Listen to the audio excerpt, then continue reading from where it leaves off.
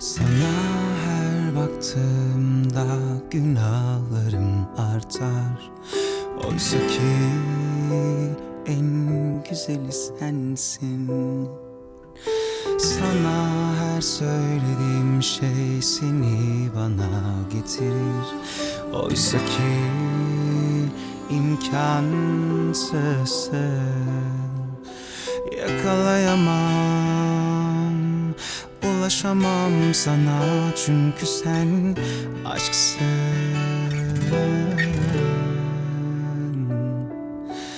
Kayıpsın, olmayacaksın. Oysaki en gereken anımsın. Sana aşık oldum ben, kimse bilmesin, sen de bilme.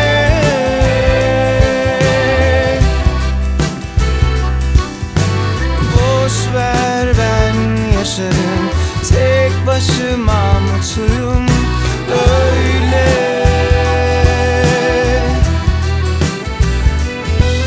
Sen temiz kal, bütün günahlar benim olsun.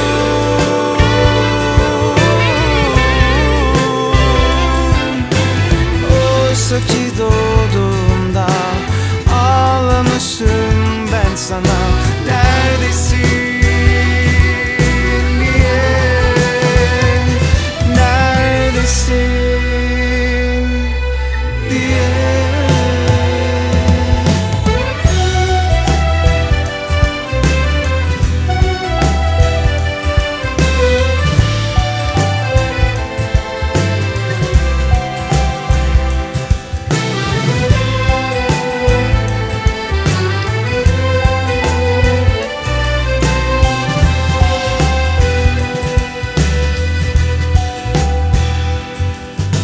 Hata yaptım hep, yanlış bedenlerde yordum kalbimi.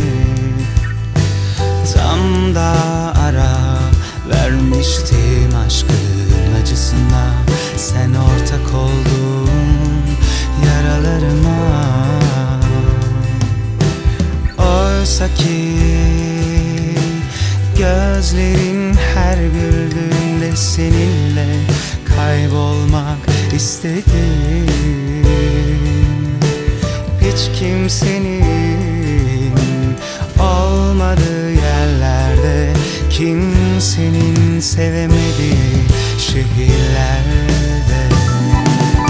Sana aşık oldum ben, kimse bilmesin, sen de bilme.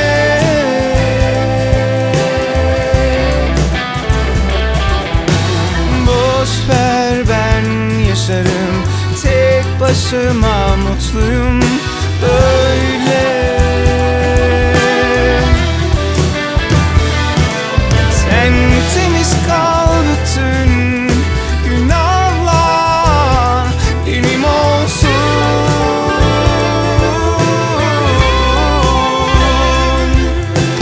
Oysaki doğduğumda ağlamışım ben sana,